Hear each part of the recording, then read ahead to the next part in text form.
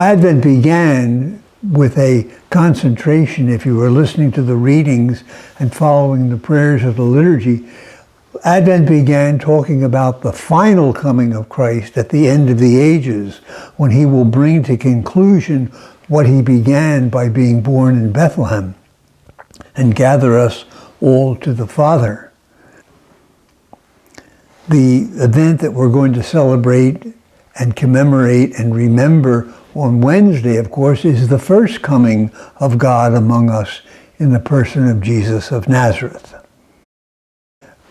But St. Bernard in the 12th century preached a very beautiful sermon to his monks in which he reminded them that even though the first coming was so important for the welfare of the human family and of all creation, and even though the final coming is going to be a very serious event for all of us, there is a third coming, and that's the one we most often miss. It's the daily coming between the first and the final, because God comes to us every day. Some religious writer that we used to have at the retreat center once said, God comes to you in your life, in the events and the experiences and the people and the happenings of your life. That is the coming of God into your life. And we should look for his presence in those situations so that we can act appropriately in a godlike way, in a Jesus way, in whatever those situations call us to.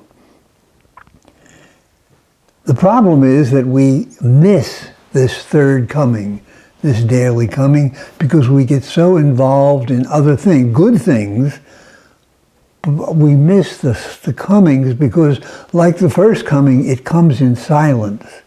Jesus came first in the darkness of the night, in quiet, and nobody noticed except those who were really made to notice by a visit of angels. But we're not visited by angels on a day-by-day, but at least I'm not. And so we've really got to give ourselves the ability to see these daily comings.